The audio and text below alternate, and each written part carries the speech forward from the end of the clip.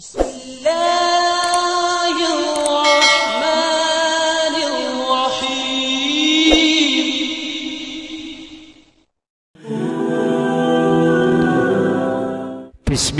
alhamdulillah.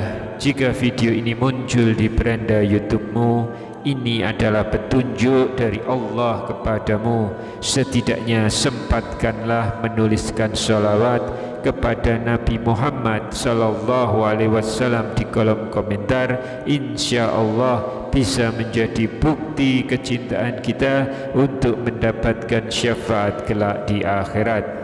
Assalamualaikum warahmatullahi wabarakatuh. Semoga kita selalu diberikan kesehatan, kebahagiaan dan keberhasilan di setiap langkah dan usaha kita, dan semoga kita tidak mati kecuali mati dalam keadaan beriman. Sahabat beriman yang dirahmati Allah, pahala adalah sebuah tabungan rahasia yang ditangani langsung oleh Allah Subhanahu wa ta'ala. Karena tanpa pahala, seorang muslim dipastikan akan terjerumus dalam kesedihan dan kebinasaan di alam akhirat. Setiap manusia dapat memaksimalkan untuk mendapatkan pahala, namun belum tentu ia bisa menjaga tabungan pahala yang ia hasilkan supaya tetap awet bahkan bertambah. Islam mengajarkan dan mengajak manusia untuk selalu beriman kepada Allah Subhanahu wa ta'ala dan beramal soleh. Semua itu demi kebaikan manusia itu sendiri. Allah telah berfirman dalam Al-Quran, barang siapa mengerjakan kebajikan maka pahalanya untuk dirinya sendiri, dan barang siapa berbuat jahat maka dosanya menjadi tanggungan dirinya sendiri, dan Tuhanmu sama sekali tidak menzalimi hamba-hambanya. Quran Surat Fussilat ayat yang ke-46. Oleh karena itu, jangan sampai amal kebaikan yang sudah kita lakukan dengan susah payah kemudian menjadi rusak karena suatu amal perbuatan lainnya. Jadi setelah beramal soleh, maka tugas seorang mukmin adalah menjaga jangan sampai amal soleh itu kemudian rusak atau malah terhapus karena amal kita yang lain. Karena betapa banyak orang yang beramal kebaikan dan melakukan amalan-amalan soleh yang lain, akan tetapi banyak juga pahala-pahalanya yang terhapus dalam sekejap. Apa yang menyebabkan hal ini? Dan berikut ini penyebab gugurnya pahala-pahala kita. Silahkan tonton video ini hingga selesai supaya semua informasi yang kami sampaikan bisa diterima secara lengkap, supaya tidak gagal faham insya Allah.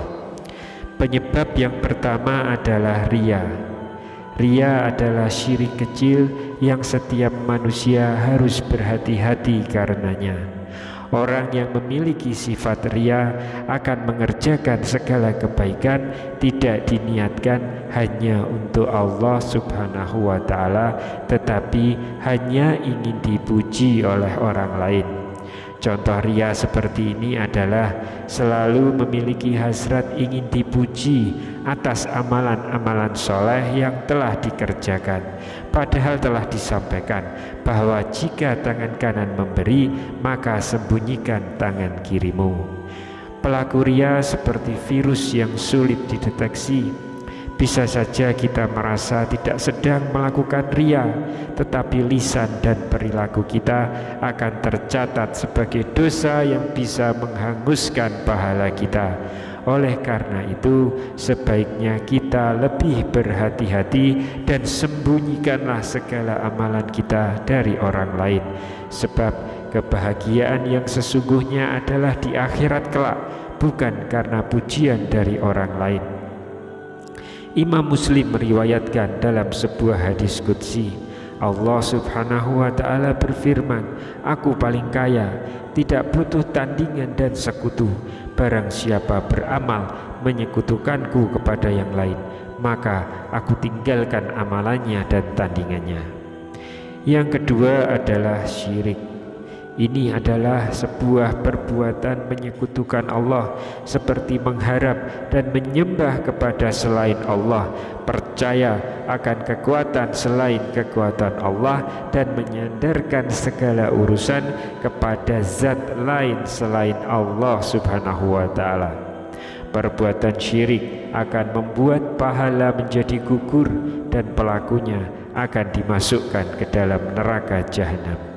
Perlu diingat bahwa semua dosa berpeluang mendapat pengampunan dari Allah Subhanahu wa ta'ala, terkecuali dosa syirik. Allah sangat murka kepada manusia yang memalingkan diri dari kekuasaannya. Allah telah berfirman dalam Quran surat Az-Zumar ayat 65, dan sungguh telah diwahyukan kepadamu dan kepada nabi-nabi yang sebelummu, sungguh jika engkau mempersekutukan Allah, niscaya akan terhapuslah amalmu dan tentulah engkau termasuk orang yang rugi. Yang ketiga adalah murtad. Murtad adalah orang yang memutuskan keluar dari agama Islam, dan barang siapa yang keluar dari agama Islam, maka semua pahala yang telah ia kumpulkan akan gugur dan tak bernilai apa-apa di hadapan Allah Subhanahu wa ta'ala. Kelak di akhirat ia akan dijerumuskan ke dalam neraka sedalam-dalamnya. Allah telah berfirman, barang siapa yang murtad di antara kamu dari agamanya, lalu dia mati dalam kekafiran, maka mereka itu sia-sia amalnya di dunia dan di akhirat, dan mereka itulah penghuni neraka, mereka kekal di dalamnya. Quran surat Al-Baqarah ayat 217. Yang keempat yaitu mengungkit-ungkit sedekah.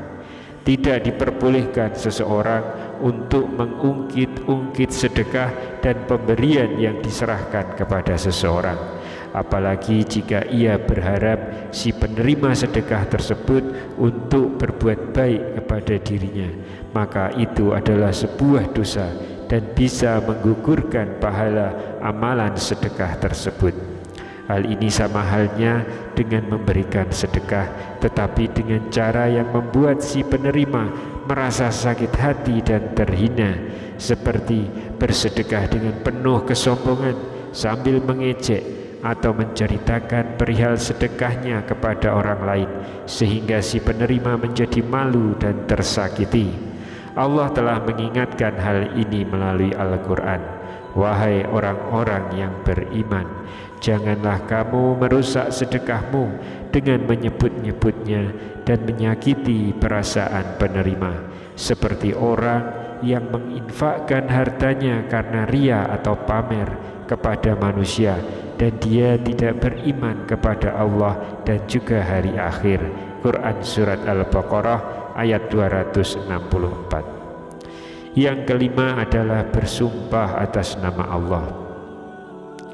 Bersumpah atas nama Allah merupakan salah satu bentuk ucapan tanpa ilmu, karena ampunan Allah merupakan perkara gaib, sehingga tidak bisa seseorang mengatasnamakan Allah dalam menyatakan hal tersebut. Meskipun dari segi lahirnya seseorang banyak dosa dan maksiat, namun tidak boleh ditunjuk secara langsung bahwa ia tidak akan diampuni oleh Allah Subhanahu wa ta'ala, karena hal ini akan merusak dan menghapus amalan orang yang mengucapkan hal tersebut.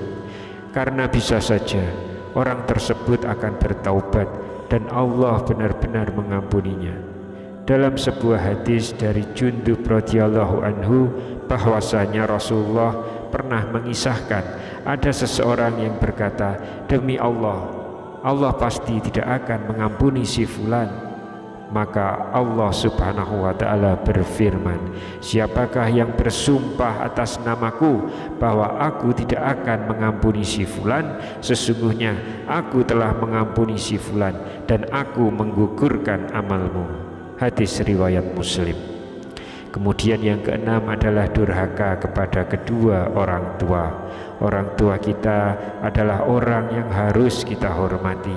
Namun jika kita durhaka kepada mereka, maka gugurlah pahala amalan yang telah kita kerjakan. Rasulullah SAW bersabda, ada 3 golongan manusia.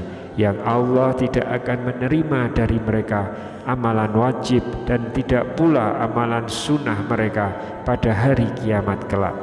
Seorang yang durhaka kepada orang tuanya, seorang yang menyebut-nyebut sedekah pemberiannya, dan seorang yang mendustakan takdir.